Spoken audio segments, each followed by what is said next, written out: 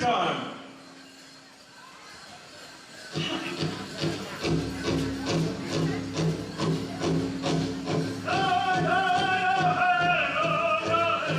USMC, bringing in the Air Force flag.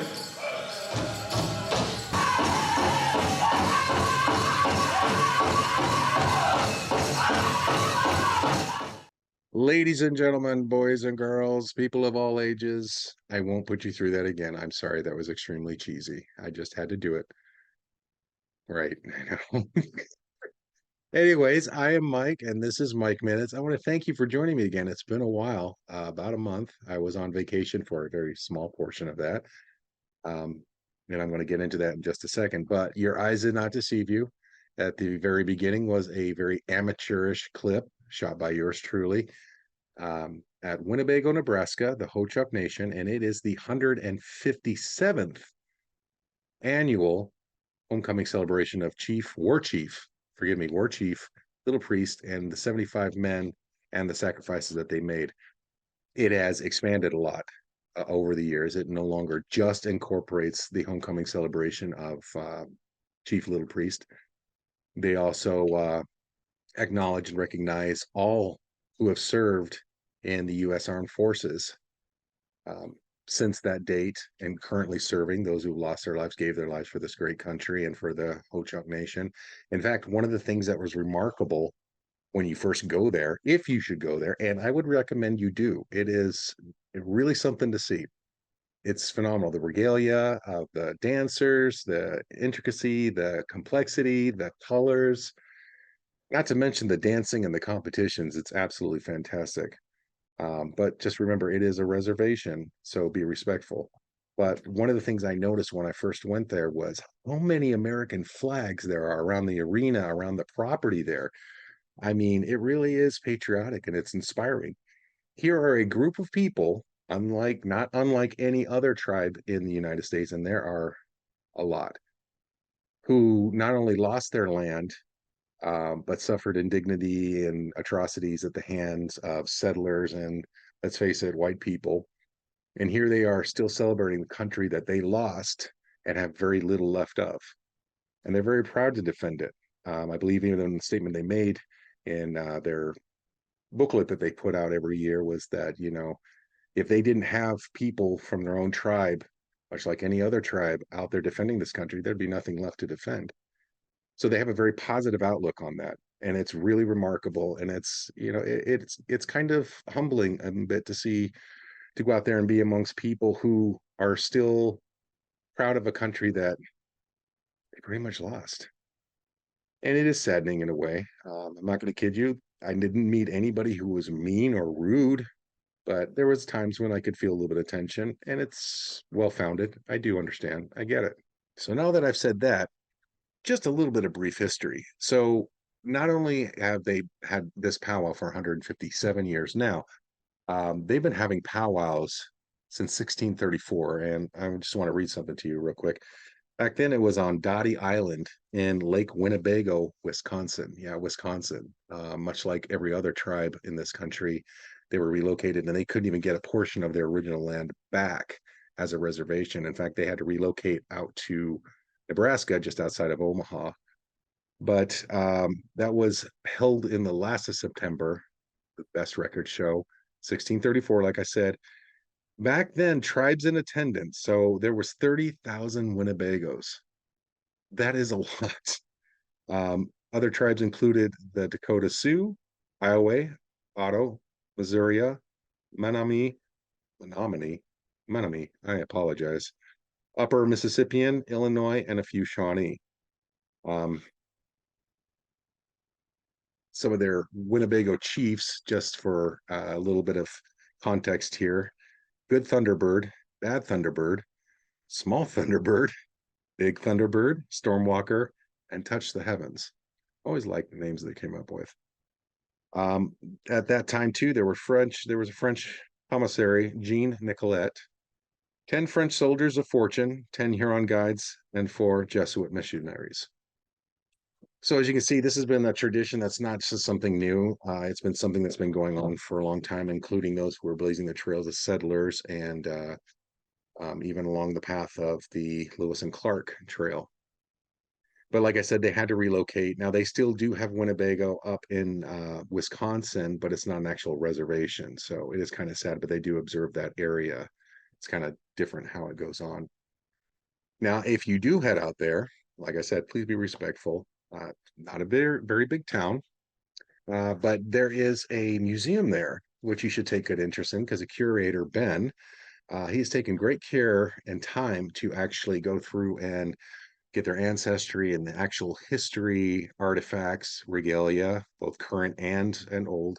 He'll display different things in there as far as information about the warring tribes at the time, which the Anagonquin were a big one back during the time of War Chief Little Priest. So if you ever do pay a visit out to Winnebago, or you're just interested in learning a little bit more about the Ho-Chunk Nation and the indigenous people that they are, you can also check out the website or the physical museum, the Angel Decorah Research Center, correct?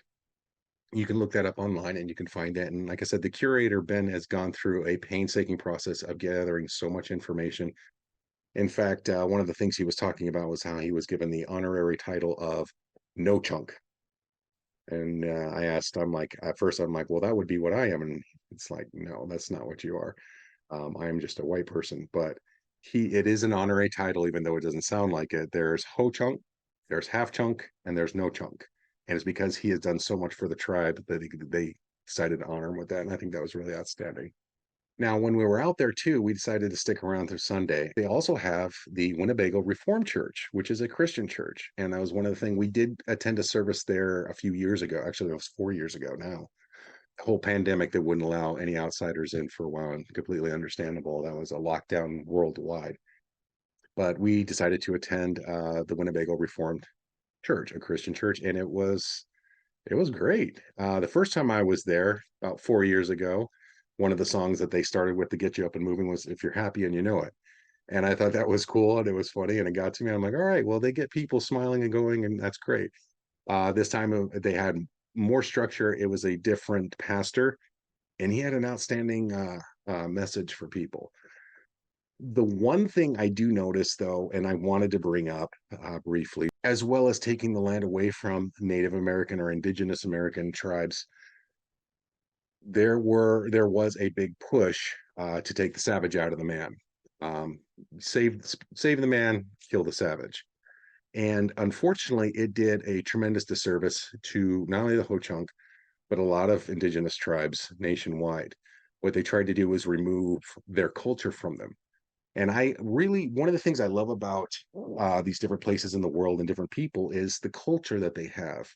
Now, me being someone who's, I guess you could classify as a mutt because I have so many different areas, so many ancestors came from so many different areas that my most prominent is Scottish, and it's barely prominent with like barely over 20%. I don't really have a culture native to my own that I could embrace. So I really do enjoy reveling and watching other people and their culture and their history and how it came to be and how they celebrate it.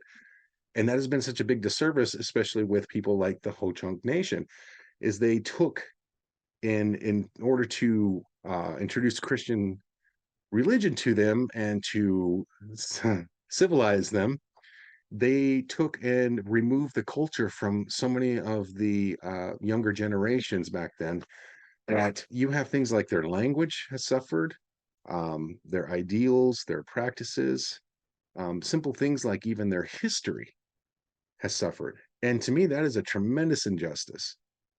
So there has been a growing movement to incorporate Christianity with their culture to bring it back in. And in fact, they actually have a college out there which is advocating and teaching the native language.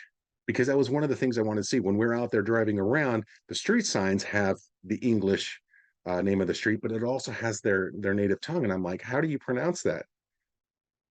A lot of people couldn't pronounce it. And that's sad. I mean, these are things that should never disappear. I don't care what culture you're on. You should at least retain a history and an understanding of it. but to willfully force people to lose their culture because you consider them to be savage, yes, there was a lot of hardships. There was a lot of problems going on back then. I mean, we were the settlers and we were invading the land.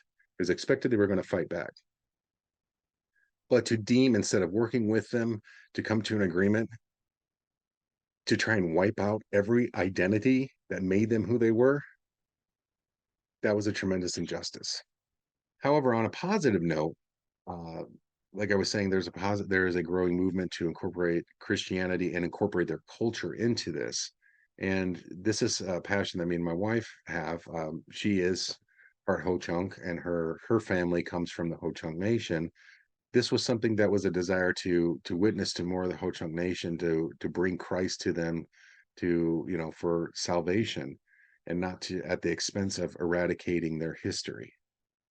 So just things to think of. And if you're ever curious about the Ho-Chunk Nation or Winnebago or any North American tribe, I know that you can find information online. Like I said, go and visit the website for the Angel Decorum church, or not church, the Angel Decorah Museum, and it'll give you a good idea of some of their history, much more than I can actually do at the moment, because there's so much to it.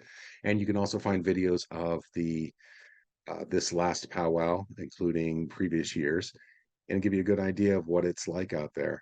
But to really experience it, you're probably going to have to go. And I will say too, holy cow, in the last 4 years, I have seen it grow just in the last 4 years, the amount of people coming out. I mean, if I had to estimate over the 4 days that it normally runs, I would say that we alone probably saw close to 4,000 people, which means that there's probably way more than that comes out. And I'm sure you can get an official tally there on the actual website. But folks, I want to thank you so much for joining me. I'm going to include a little bit more footage here, and I promise I won't take so long next time for putting out one of these videos. But like I said, on vacation. Oh, and I didn't include either. First part of the vacation, we went to the Ark. We had some of my wife's family out from Iowa, who are Ho-Chunk Nation. We wanted to show them. And let me tell you, the Ark, wow, that was immense too. It was, well, my words couldn't quite do it justice. It was built to the specs of the Bible, and it is massive. And if you go inside, you can see how they really would have made it work. Now, there was conceptual designs as well, that they didn't have a ton of information on how it worked inside, but just what people came up with in that respect, you would have seen how it would have worked. And trust me, there was more than enough space. In fact, they even had a diagram showing that the Sphinx in Egypt, a size relationship to the actual Ark, was about half of the length of the Ark. So it's a massive ship, and you can't drive up to it, but you can see it as soon as you pull in the parking lot. It's pretty obvious.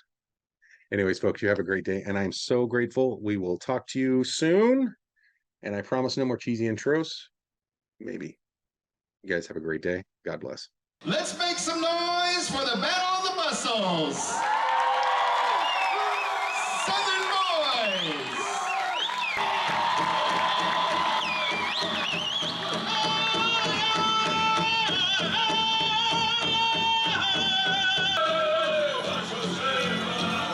Dance judges, stand by. Team, stand by.